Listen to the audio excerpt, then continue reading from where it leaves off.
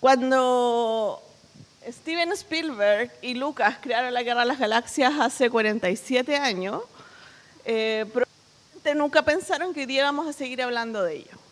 ¿Por qué les traje este video? Porque era relevante que lo vieran, porque este era el mundo en que Spielberg y Lucas creaban hace 47 años, un mundo donde habían teléfonos, donde habían aviones, ¿cierto? Donde habían computadores. ¿Y por qué quise traer esto? Porque hoy día les quiero venir a hablar del futuro, pero creo que para hablar del futuro tenemos que entender el pasado. Eso significa, eso se llama pensamiento histórico. Y el pensamiento histórico se basa en varios factores que implican entender la historia. La historia es lo que es relevante, lo que ha sido evidencia en el pasado, lo que tiene sentido en la historia, las causas y consecuencias de los hechos, las perspectivas y la dimensión ética. ¿Por qué yo? Yo, para los que me conocen, saben que siempre digo, no, yo soy un dinosaurio del UX. No calculen la edad, pero yo 26 años trabajando en esto. Empecé a codear el 97 y empecé a trabajar en temas digitales el 98. Formé parte del equipo que armó emol.com, estuve en los primeros equipos de la TAM, armé toda la división digital en la Universidad Católica. Hablaron las chicas del sistema de diseño, a mí también me tocó implementar uno por ahí.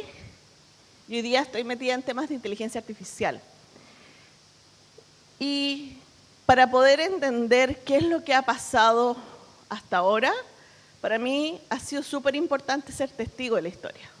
Y les quiero hablar de la historia antes de hablar del futuro. No sé si alguno sabe, pero Chile, hoy día han hablado que Chile es uno de los países que tiene mucho talento. En Chile se dio uno de los proyectos más importantes de Internet a nivel mundial, que fue el año 71, donde se quiso, a través de una central de información que tenía el gobierno, controlar la información que tenía la producción industrial. Esto se hizo a través del proyecto Cibersino 5, que los invito a buscar información sobre este proyecto, y permitió que una de las grandes huelgas que tuvo Allende en su gobierno, que fue del tema de la producción de los camiones, a partir del sistema de información controlada y centralizada que tenían desde el Estado en red, se frenara esa huelga y se pudiera abastecer a todo el país. En el año 87 nace uno de los personajes más importantes de la historia de Internet en Chile, que es el señor Florencio Utrera. Florencio Utreras está en el Internet Hall of Fame, a ese nivel de importante. Él fue el que primero conectó Chile con el resto de las universidades en Estados Unidos y trajo ese mismo proyecto para transformarse en REUNA, la red universitaria nacional que existe hasta el día de hoy y que fue el inicio de Internet y ha sido el desarrollo de Internet en Chile. El año 1990 nace Archie, el primer buscador, no es Google. Ahí está, Archie. Y en el año 93, y esto yo me acuerdo perfecto, la National Supercomputing Association de Estados Unidos hace pública la web y se lanza Mosaic. Para los que son tan dinosaurios como yo, se acordarán que Mosaic es la antesala de Netscape. El año 95 nace Amazon y el e-commerce vendiendo solamente libros. Y el año 96 nace Netflix. 96. Y Netflix nace como un servicio de envío de películas a domicilio. ¿Qué es lo que pasa en el 96 en Chile? Se lanza el primer periódico digital online, La Época. Yo hice mi tesis de licenciatura en este diario digital. Lamentablemente no existen muchos registros, más que algunos que encontré en el Wayback Machine, y mi tesis anda perdida en el espacio, así que tampoco tengo. Pero este fue el primer periódico digital, mucho antes La Tercera, mucho antes que MOL. Este fue uno de los primeros medios. Y el año 99, muchos recordarán, hoy día somos todos usuarios de Spotify, pero el año 99 se lanza Napster, que es el primer servicio de descarga de música. ¿Se acordarán de la película de Facebook con Justin Timberlake? que hacía de el dueño de Napster. Y así podríamos seguir. Muchos de estos proyectos permanecieron, otros se quedaron. Yo hago clases en primer año y hace unos meses le preguntaba a mis alumnos que nacieron el año 2006, ¿quién inventó el teléfono? Y me decían, iPhone. No, Steve Jobs, iPhone. Claro, porque el iPhone nace a partir de... Han sido grandes invenciones que han pasado en el mundo. Y lo relevante de esto es que este mismo mundo ha ido evolucionando. De hecho, Star Wars sigue evolucionando y se transformó hoy día en una franquicia que se ha ido actualizando, ¿cierto?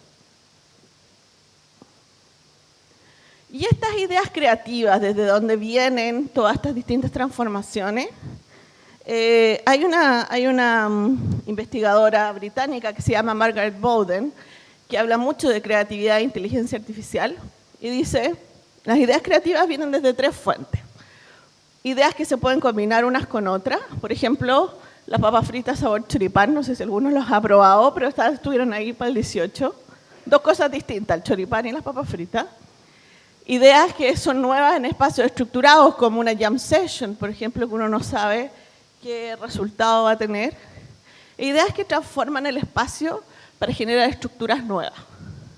Y yo quiero ahondar un poquito ahí. Ahí sale el ejemplo del movimiento cubista Picasso, que fue disruptor en el tema del arte. Y quise ahondar para esta charla en 5 componentes que para mí han sido fundamentales en el desarrollo de la tecnología y que me sirvieron a mí para poder entender y pensar en el futuro, o cómo se los quiero presentar a ustedes. Estos conceptos, para mí, parten por la ubicuidad. La ubicuidad es esta capacidad que tenemos para estar omnipresentes, para estar presentes en distintos dispositivos y, sobre todo, hacerlos transparentes. La Pauli habló mucho de Design System, la Ale habló de Design System. ¿Para qué nos sirven los Design Systems? Para que haya fluidez en la experiencia. Y la ubicuidad es parte de eso. Y la ubicuidad no es nueva. Hay un paper del año 91 de Mark Weiser, que es uno de los personajes más desconocidos, pero más importantes en el desarrollo del Internet a nivel mundial, que predijo el año 91 que vayan a existir los tabs, precursores del iPad, los pads, precursores del smartphone, y las pantallas desktop. Año 91, se habló del término de ubicuidad en la computación. Y hoy día la computación ubicua son las tecnologías de sensores, Internet de las cosas, ¿cierto? La inteligencia artificial, el machine learning, cloud computing. Sigue la computación ubicua, ha evolucionado. Otro de los componentes que creo que es relevante son las interfaces, que son estos sistemas por los cuales se traspasa la información de manera física o lógica. Pueden ser físicos, como los usamos como dispositivos, pero también a nivel lógico. Y ya en el 2008, Dennis Wixon hablaba de las interfaces orgánicas. Estas interfaces fluidas que nos anticipan los design systems, o cómo vamos a ver, ¿cierto?, esta manera de cómo va a aparecer la información en el futuro, ya se anticipaba del año 2008. Interfaces que sean extensiones de nuestras interacciones, de nuestro cuerpo, que sean anticipatorias, que sean capaces de poder anticiparse a lo que viene. Hoy día hemos pasado de lo rígido del código, interfaces de líneas de comando, tortuguitas, ¿cierto?, a interfaces que hoy, por ejemplo, son capaces de captar el movimiento y a través de algoritmos de inteligencia artificial traspasar ese movimiento desde el movimiento humano a las animaciones directamente sin tener que usar ningún programa de renderización de movimiento, que sabemos que son intensivos en recursos y eran muy complejos de usar. Tercer componente, la colaboración. La colaboración es esencial para mí, para el desarrollo de cómo funcionan los sistemas y cómo entender los sistemas a lo largo del tiempo. Son 2 o más personas juntas que trabajan para hacer lo mismo. Y la colaboración se refleja en la visión de producto. Antiguamente nosotros veíamos que, por ejemplo, los buscadores antiguos como Altavista, que más que un buscador era un directorio, porque era la manera en que nosotros sabíamos cómo poder buscar información en la web más parecida a una biblioteca, supimos que empezó a no funcionar y que en realidad la gente tenía que ir adaptándose a su propio modelo mental, a su folksonomía, a su manera de pensar para poder buscar. Y eso hizo que incorporando la visión de usuario cambiara totalmente la visión de producto. Google fue lo suficientemente inteligente de poder captar que a través de tener visiones colaborativas con equipos interdisciplinarios que mezclaran las metas del negocio, las metas del usuario y las metas técnicas, pudiéramos lograr productos que no necesariamente solamente cumplieran las metas de la tecnología o del negocio, sino que también fueran usables para las personas. Y ahí viene mi cuarto componente, los datos. Yo trabajo en datos y para mí es súper importante que los datos, cómo han ido evolucionando en el tiempo. Y los datos han pasado de tener interfaces generales. A mí me encanta este caso porque Sara ha hecho un trabajo súper interesante en cómo ha pasado de interfaces estáticas a interfaces hiperpersonalizadas. Y cómo, haciendo una trazabilidad del dato, desde que la prenda se desarrolla hasta que llega a la casa del consumidor. ¿Cómo lo han hecho ellos? A través de un sistema de etiquetado de las prendas. Si muchas veces han ido a Zara, probablemente han visto que muchas de las prendas tienen una etiqueta inteligente que nos permite pasarlas por la caja sin tener que incluso decir qué tipo de producto se escanea automáticamente. Esa trazabilidad es a través de los datos. Y Zara empezó hace mucho tiempo a poder generar su sistema de inventario a través de datos. Y esto hace que los datos cobren relevancia, porque las nuevas interfaces son hiperpersonalizadas, nos hablan directamente a nosotros. Los datos, para los diseñadores, los que estamos en diseño, son el nuevo píxel. Y finalmente los usuarios. Lo dejé para el final porque yo vengo desde esa área, entonces es súper importante. Y los usuarios hemos pasado de esta visión más tecnocéntrica, donde los usuarios estaban más por el lado, donde nos importaba que las páginas web o los sitios web funcionaran, ¿cierto?, a una visión antropocéntrica. Y esto ha sido bien determinante en el tema en que consumimos información, por ejemplo. Hoy día la información no la consumimos a través de los medios, sino que la consumimos a través de la manera en que nos vamos relacionando con las redes sociales. Y hemos pasado de ir a buscar información, ¿cierto?, que nos entreguen esta información, a nosotros ver específicamente qué nos interesa. El usuario controla su propia experiencia. Entonces, ¿cómo nos imaginamos este año 2050, este año fluido? Yo quise ser una user persona de una diseñadora del 2050, y les dije que esto iba a ser el 2030, y para allá voy, en que ver cuál iba a ser el entorno en que iba a diseñar. Y les quiero contar la historia de Sofía. Sofía trabaja en experiencias inmersivas en el 2050 y diseña interfaces de usuario en realidades híbridas que permiten pasar a los usuarios sin problemas entre interfaces físicas y digitales. Sofía trabaja con colaboración remota, estamos hablando mucho de trabajo remoto, combina realidad aumentada con realidad virtual, con interfaces que se adaptan a los estados emocionales y cognitivos de los usuarios.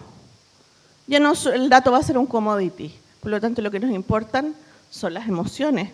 Y tenemos que aprender a medir emociones en tiempo real. Para eso, Sofía usa interfaces cerebro-computadores que son capaces de captar las actividades neuronales de los usuarios, diseñando experiencias, no solamente a nivel de datos, sino que a nivel de estados de ánimo, percepciones sensoriales y pensamientos de los usuarios. Suena creepy, ¿verdad? Y toda esta hiperpersonalización tiene que estar combinada con inclusividad. Por lo tanto, es importante entender qué es lo que está pasando con esa inclusión con los usuarios. Cómo incorporamos la inclusividad como parte del diseño, como un componente principal, no como algo accesorio. Y Sofía tiene que tener en consideración todos los aspectos legales y de privacidad que tienen que ver con los datos. Tienen que garantizar la protección de información sin comprometer esta experiencia fluida que hablábamos. Su objetivo es orquestar experiencias fluidas, experiencias que pasen sin límites, de forma intuitiva y natural, entre distintos dispositivos. Entonces, ¿cómo me imagino yo el año 2050 en diseño? Como una orquestación de ecosistemas de experiencia, donde las interacciones son fluidas e hiperconectadas. Como diseñadores tenemos que asegurarnos que estas transiciones sean sin esfuerzos. El usuario controla su experiencia. El usuario es el que llama el contenido. El usuario es el que se debe sentir en el centro de experiencia. Y para eso tenemos que conectar emocionalmente con los usuarios. Los vamos a poder medir. Sus percepciones, sus pensamientos, sus emociones. Y para eso necesitamos ser expertos en datos, al menos los que venimos del diseño. O juntarnos con expertos en datos. Porque entender cómo se genera la medición, entender cómo funcionan estos datos, va a ser fundamental. Tenemos que ser más colaborativos que nunca, porque vamos a tener que tener sistemas más ágiles que nunca. Y aquí yo les dije, les prometí en esta charla que va a ser el año 2030. Entonces partamos desde ya. ¿Qué podemos hacer desde ya? Para diseñar una interfaz de usuario que pase de una realidad híbrida, ¿cierto? Que sean interfaces fluidas entre mundos físicos y digitales, tenemos que tener una visión sistémica. Hemos hablado mucho de cómo pensar el diseño desde el problema, cómo pensar la tecnología desde el problema, entendiendo el problema, no solo el problema en sí mismo, sino que cómo se relaciona con su entorno. No somos solamente un ente, tenemos una relación con un entorno, con la naturaleza, con los stakeholders, con las organizaciones, y esa visión sistémica afecta la manera en que diseñamos interfaces. Para diseñar entornos impulsados por la inteligencia artificial que se adaptan al estado emocional y cognitivo de los usuarios, tenemos que entender la cognición y la emocionalidad de los usuarios. Hoy día todavía no estamos en eso, pero para allá vamos, porque el dato va a ser un commodity. Entonces, si ya entregamos datos, la manera de conectar emocionalmente con los usuarios va a ser a través de entender estas emociones. Para entender las preferencias en tiempo real, tenemos que ser conscientes de estos datos. Yo el otro día hice un taller de Data Mindfulness. Básicamente, yo le puse ese nombre. Es como nos hacemos responsables de que somos entes de datos, de que nuestra identidad digital va mucho más allá de nuestra presencia física, sino que se amplía y es una presencia en datos. Y esa presencia en datos hace que seamos capaces de empatizar con el otro, porque lo vamos a entender a partir del dato. Como diseñadores lo necesitamos. Para combinar personalización con inclusividad, necesitamos incluir la accesibilidad como parte del diseño, no como un componente extra. Así lo pensó Berners-Lee cuando nació Internet y así debería ser en el futuro. La accesibilidad no es algo que nosotros debamos preocuparnos que pase, sino que es algo que debería pasar intrínsecamente. Y por último, para tener en cuenta las consideraciones éticas y legales en torno a la privacidad y veracidad de información, tenemos que volver al ADN del diseño, que es solucionar problemas desde y para el hombre. Nos hemos centrado mucho en la tecnología. Volvamos a diseñar, ser diseñadores de problemas, diseñadores de soluciones, tener pensamiento crítico. Y en ese sentido el antropocentrismo es mucho más importante de lo que ha sido hasta ahora, va a ser más importante en el futuro. Profesiones como la psicología, la sociología, la filosofía van a ser fundamentales en cuál va a ser nuestras interacciones con los distintos dispositivos en el futuro. Porque probablemente la inteligencia artificial nos va a hacer el trabajo operativo, pero tenemos que tener criterio, tenemos que tener capacidad de solución desde un punto de vista crítico y entender a los usuarios.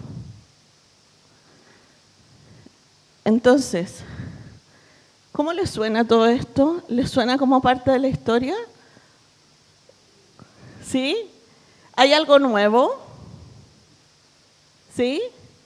Pero finalmente, si volvemos al pensamiento historicista, esto es la evolución. Y esta ha sido la evolución del diseño. Y al menos para mí, esto sigue el hilo conductor de todo lo que hemos vivido hasta ahora. Así que muchas gracias.